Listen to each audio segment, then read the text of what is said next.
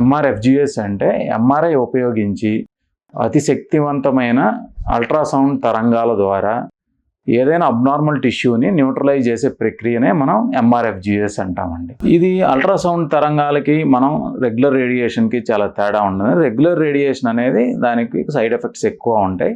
Ultrasound అనేది non ionizing radiation అండి. దీనివల్ల మనకి సైడ్ ఎఫెక్ట్స్ కొంచెం తక్కువ ఉండే అవకాశం ఉంటుందండి. దీనికి చాలా ఇండికేషన్స్ ఉన్నాయండి. Systemic indications, similarly brain indications.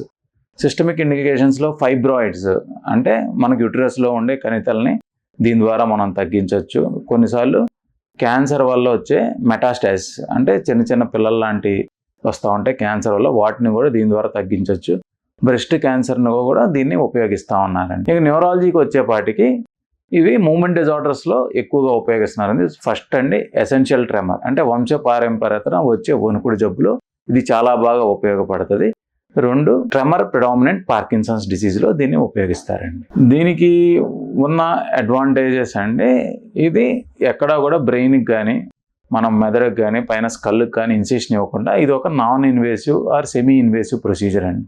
ఈ అతిశక్తివంతమైన తరంగాలు మెదడులో మనకి ఏదైతే ఒక స్ట్రక్చర్ అబ్నార్మల్గా పనిచేస్తుందో దాన్ని ఇది ఆ శక్తివంతమైన తరంగాల ద్వారా న్యూట్రలైజ్ చేయటం అనేది జరుగుతుంది. దాని ద్వారా ఈ సర్క్యూట్ని అది రీఎస్టాబ్లిష్ చేస్తుంది. సో ఇది మోనోసిమ్టమాటిక్ డిసీజ్ అంటే ఒకే ఒక సిమ్టమ్, వణుకుడు ఒకటే ఉందనుకోండి, ఎస్పెషల్లీ ఇది ఎసెన్షియల్ ట్రెమర్లో ఉంటుంది. దీన్ని మనం థెలామస్లో ఒక భాగాన్ని న్యూట్రలైజ్ చేయటం ద్వారా ఈ యొక్క ఇంటెన్సిటీ కానీ లేకపోతే ఈ జబ్బును కంప్లీట్గా తగ్గించడం అనేది జరుగుతుందండి. రెండోది tremor predominant Parkinson's disease. Parkinson's disease అంటే ప్రధానంగా వణుకుడు, మనిషి నిదానం అయిపోవటం, కండరాలు బిగుతుగా ఉండటం, మనం నడుస్తుంటే తూలినట్టు ఉండవండి. 4 ప్రధానమైన ఫీచర్స్ ఉంటాయి.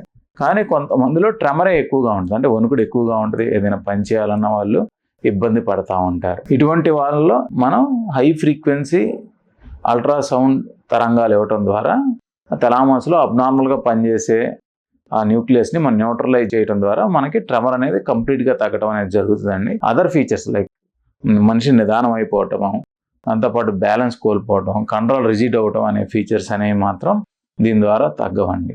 Thank you.